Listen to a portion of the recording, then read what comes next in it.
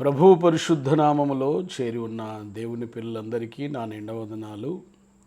మరి దేవుడు మిమ్మల్ని మీ కుటుంబాల్ని దీవించునుగాక. మరొకసారి మిమ్మల్ని కలుసుకోవడానికి దేవుడు చూపిన మహాకృపకై వందనాలు. మరి మీ కొరకు నిత్యం ప్రార్థించే మీ సంఘ కాపరి ప్రేమతో మరి మిమ్మల్ని అందరినీ కూడా ఈ యొక్క సహవాసంలోనికి ఆహ్వానిస్తున్నాం. మరొక మాట మరి దేవుని సన్నిధిలో మనం ధ్యానించడానికి ఇష్టపడదాం. మరి ప్రియ దేవుని పిల్లలారా, మనము దేవునితో నడుచుట అనేటువంటి విషయాన్ని అంశం మీద మనం ధ్యానం చేస్తున్నాం. ఆ ధ్యానాంశంలో కొనసాగింపుగా మరొక మాట మనం గమనించి మరి ముందుకు వెళ్ళాల్సిందిగా ప్రభు పేరట మనవి. ప్రియ దేవుని పిల్లలారా, మనం ఎంతైనా మరి దేవుని రాకడకు సిద్ధపడవలసినటువంటి అవసరత ఉన్నది. కాలాన్ని బట్టి చూస్తే, సమయాన్ని బట్టి చూస్తే ప్రభు త్వరగా రాబోతున్నాడనే విషయము తేటతెల్లగా మనకు అర్థమవుతున్నది. కనుక మరి ఆలస్యం చేయకుండా మరి వాక్య భాగంలోనికి వెళ్దాం. దేవునితో మనం ఎందుకు నడవాలి అనే ప్రశ్న కనుక మనం ఆలోచన చేస్తే, దేవునితో నడిస్తేనే మరి మన జీవితంలో అభివృద్ధి, ఆశీర్వాదము, దీవెన ఇవన్నీ కూడా ఉంటాయి. ఎందుకంటే నాకు వేరై మీరేమీ చేయలేరని వాక్యం స్పష్టంగా తెలియజేస్తూ ఉంది. మరి దేవా, నీ చిత్తము చేయుటకు నేను వచ్చి ఉన్నాను అని చెప్పి మరి వాక్య భాగంలో వ్రాయబడిన రీతిగా మనమందరం కూడా ఆయన ముందుగా సిద్ధపరిచినటువంటి సత్కార్యములను, సత్క్రియలను చేయుటకు ఆయన చేసిన పనిగా ఉన్నాము అని ఎఫెసీ పత్రిక 2:10 మనం చూస్తున్నాం. మరి ఏ విధంగా చూసినా ఆయన చిత్తం చేయడానికి, మరి ఆయన సిద్ధపరిచిన సత్క్రియలు జరిగించడానికే మనం ఈ లోకంలో ఉన్నట్టుగా మనం చూస్తున్నాం. అలాగే మనం కొరింథీ పత్రికలో గమనిస్తే దేహము ప్రభు నిమిత్తమే కానీ తిండి నిమిత్తము, జారత్వం నిమిత్తం కాదని మనం గమనించగలుగుతున్నాం. కనుక మరి ఏ విధంగానైనా సరే వాక్య భాగంలో చూస్తే మనం ఈ లోకంలో ఉన్నది ఎందుకు అంటే దేవుని కొరకే, దేవుని యొక్క పని కొరకే, దేవుని యొక్క చిత్తము కొరకే.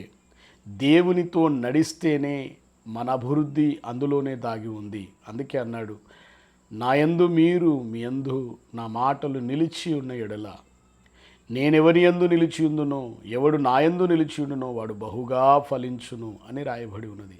కనుక మనము దేవునిలో గనక నిలబడగలిగితే, దేవునితో గనక నడవగలిగితే, దేవుణ్ణి గనక మనం వెంబడించగలిగితే తప్పకుండా అందులోనే మన అభివృద్ధి, ఆశీర్వాదము మరి అన్నీ కూడా దాగి ఉన్నాయని మనం గమనించగలుగుతున్నాం.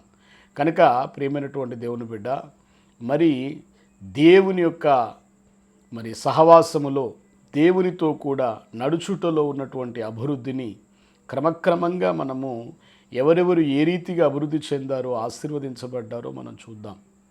ప్రియమైనటువంటి దేవుని పిల్లారా, మరి ఆదికాండము 5వ అధ్యాయము 23-24 వచనాలు చదివితే అక్కడ మనకు ఒక మాట, ఒక వ్యక్తి మనం చూడగలుగుతున్నాం. హానోకు దినములన్నీయు 365 ఏండ్లు. హానోకు దేవునితో నడిచిన తర్వాత దేవుడు అతన్ని తీసుకొని పోయెను గనుక అతడు లేకపోయెను. అంటే ఇక్కడ హానోకు 365 సంవత్సరాలు జీవించినట్టుగా వ్రాయబడి ఉన్నది. మరి ఈ 365 సంవత్సరాలు కూడా మరి దేవునితో నడిచినట్టుగా వ్రాయబడి ఉన్నది. ఆయన దేవునితో నడిచిన తర్వాత అతడు మరణమే చూడకుండా కొనిపోబడ్డాడు. 365 సంవత్సరాలు అనేటివి చాలా కొద్ది దినాలు ఏమీ కావు. 365 సంవత్సరాలు ఆ కాలంలో అది దీర్ఘాయుష్యునకు మరి సూచనగా మనకు కనిపిస్తూ ఉన్నది. హానోకు దీర్ఘాయుష్యుతో నిండినవాడిగా ఉన్నాడు. హానోకు కుమారులను, కుమార్తెలను కన్నట్టుగా వ్రాయబడి ఉన్నది. హానోకు మరి మరణమే చూడకుండా కొనిపోబడ్డాడు. ఈ 3 విషయాలు కూడా మనం చూడవచ్చు. ఈ 3 కూడా ఆశీర్వాదమే. ఒకటి, కుమారులను, కుమార్తెలను కనడము అనేది ఆయన యొక్క గర్భఫలము దీవించబడ్డ విధానానికి మనము గమనిస్తున్నాం. రెండవదిగా ఆయన దీర్ఘాయుష్ను చూశాడు. అలాగే తన యొక్క మరి కుమారులను, కుమార్తెలను కూడా, వారి పిల్లల్ని కూడా చూడగలిగిన కృప దేవుడు అనుగ్రహించాడు.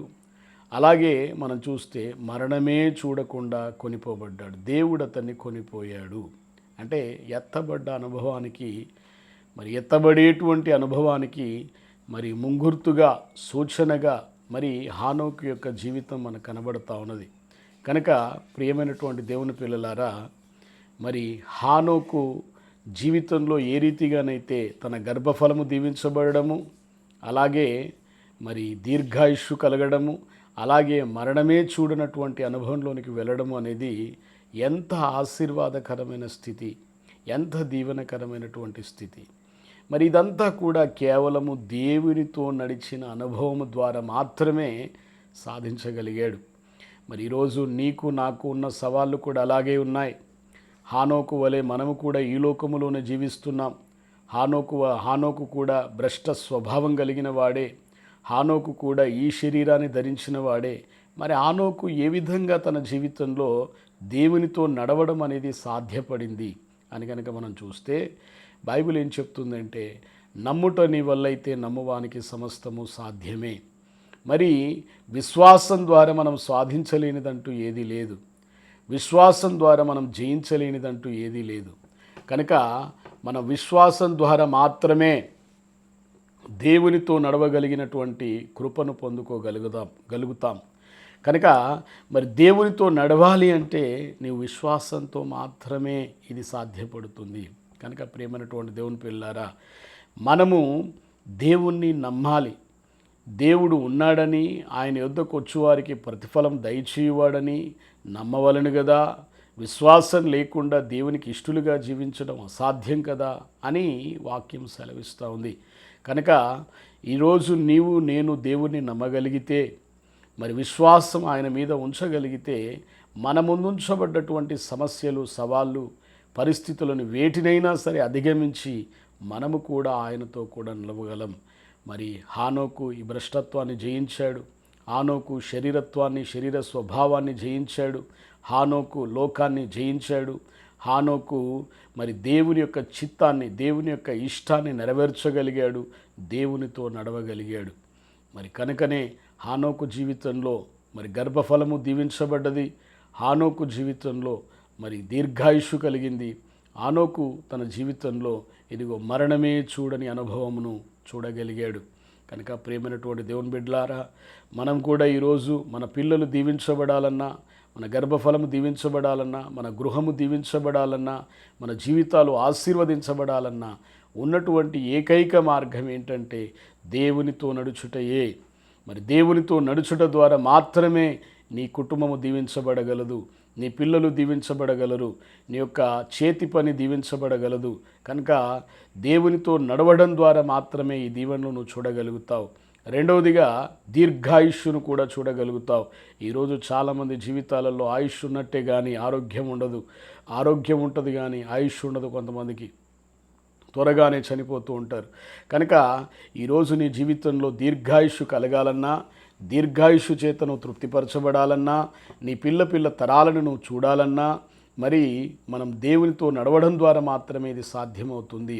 మరి హానోకు దీర్ఘాయుష్షు గలవాడిగా 365 సంవత్సరాలు జీవించగలిగాడు.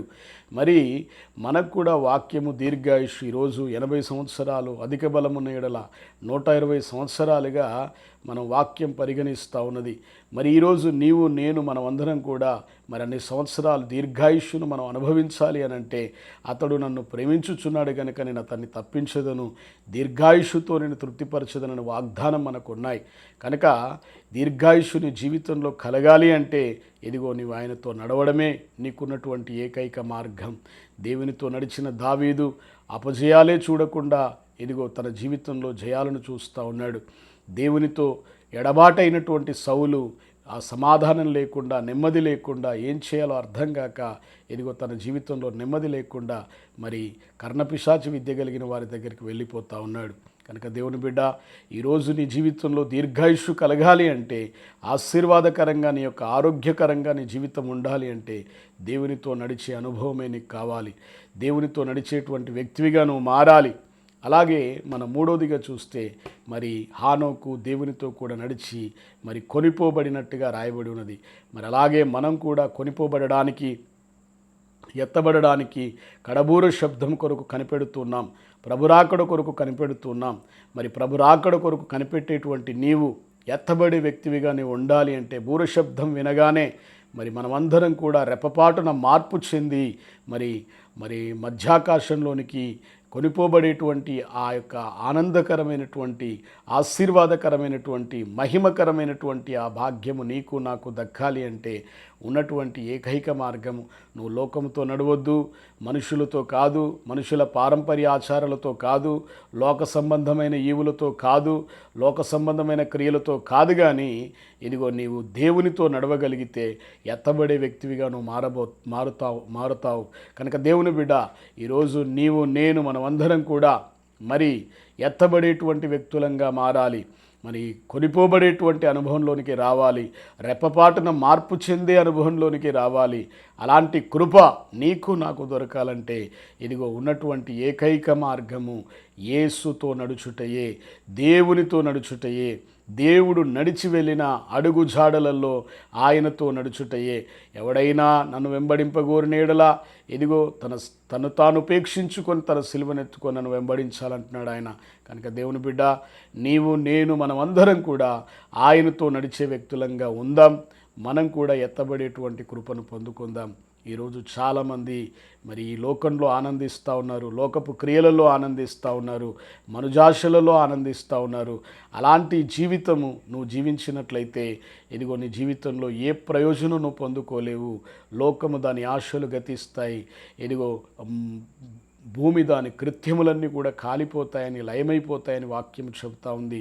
కనుక మనం క్రీస్తుతో కూడా లేపబడ్డవారం, క్రీస్తు కొరకు ఈ లోకములో జీవిస్తున్న వారం, ఆయన కొరకు సాక్షులుగా, ఆయన కొరకు ఆయన బిడ్డలముగా, ఆయన కొరకు ఒక దీపము వలె జీవించుటకు మరి ప్రభు మనకు పిలుపునిచ్చాడు. గనుక ఇదిగో నీవు నేను మనమందరం కూడా ఆయన కొరకు సాక్షిగా బ్రతుకుచు ఎత్తబడే అనుభవంలోనికి మనమందరం సిద్ధపడదాం. ప్రభు కృప మీకు తోడై ఉండునుగాక. దేవుడి మాటలు దీవించునుగాక. ఆమేన్.